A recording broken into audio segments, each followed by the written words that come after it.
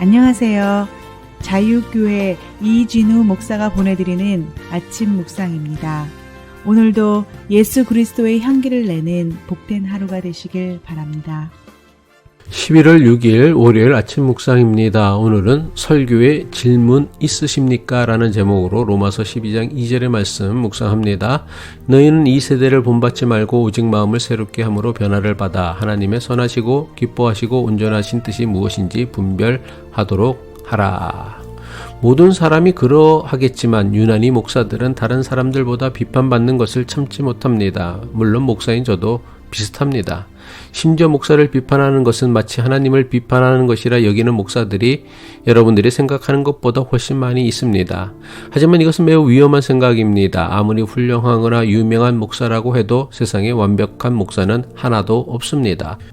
따라서 그 어떤 목사라도 생각이나 주장 그리고 설교에 잘못이 있을 수 있습니다.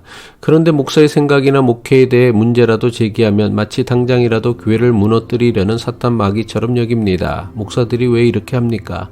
자신들이 생각하고 자신들이 믿는 것에는 조금의 오류도 없다고 생각하고 믿기 때문입니다. 자신이 생각하고 자신들이 믿는 것은 조금도 틀림이 없는 하나님의 뜻이라는 잘못된 확신에 빠져 있기 때문입니다.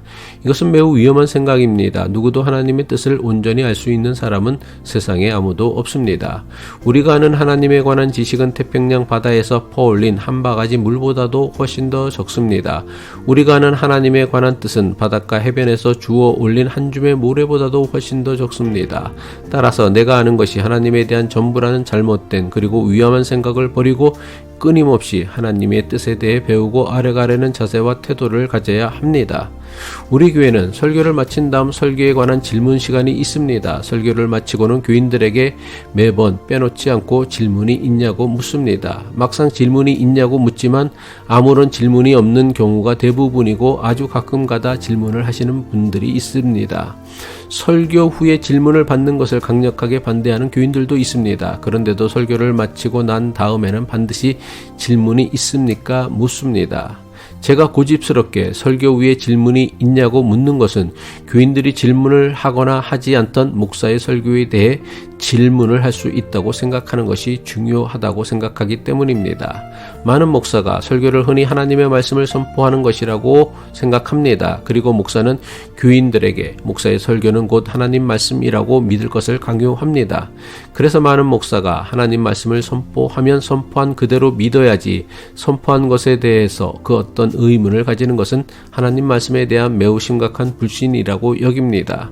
저도 이렇게 하는 것이 목사가 목회하기에 너무나 유리하다는 것을 잘 알고 있습니다. 하지만 이것이야말로 매우 위험한 사탄의 유혹이라고 생각합니다. 목사도 연약하고 불완전한 사람인지라 목사의 설교에는 실수가 있을 수 있고 오류가 있을 수 있습니다.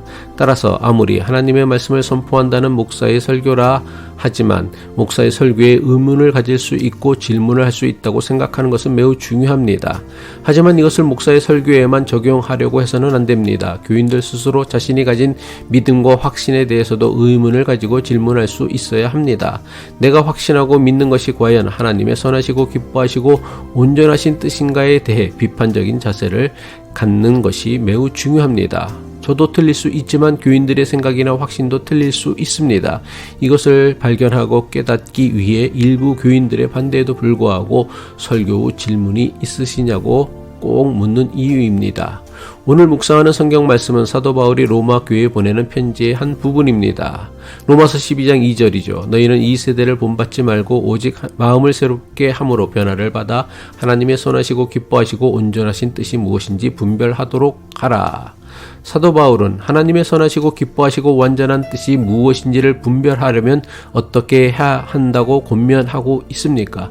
이 세대를 본받지 말라고 합니다. 세상의 유행을 따르지 말라는 것입니다. 세상의 방식을 따르지 말라는 것입니다. 그리고 마음을 새롭게 함으로 변화를 받으라고 합니다. 하나님의 선하시고 기뻐하시고 온전하신 뜻을 분별하기 위해선 마음의 변화, 생각의 변화, 태도의 변화, 행동의 변화가 있어야 합니다. 무조건 믿는 것이 능사가 아닙니다. 믿기 이전에 옳고 그름, 진리와 거짓, 하나님의 뜻과 내 욕심을 분별할 줄 아는 지혜를 가져야 합니다. 잘못된 신앙과 믿음을 가지는 것은 믿음을 가지지 않는 것보다 훨씬 더 위험한 일이 된다는 사실을 늘 마음에 두어야 합니다. 잘못된 신앙과 믿음을 가지는 것은 믿지 않는 사람들보다 하나님과 예수님으로부터 더욱 멀어지게 한다는 사실을 알아야 합니다. 기도하겠습니다. 우리의 구원이신 하나님 아버지, 무조건 맹종하는 믿음은 우리에게 생각하고 분별할 줄 아는 능력을 주신 하나님을 믿는 믿음이 아님을 깨닫게 하옵소서. 하나님께서 주신 이성의 능력으로 옳고 그름, 진리와 거짓, 하나님의 뜻과 내 욕심을 분별하게 하옵소서. 오늘도 분별할 줄 아는 믿음으로 내 욕심 내려놓고 주님의 뜻을 따를 수 있는 복된 하루 살아내길 바라며 예수 그리스도의 이름으로 기도합니다.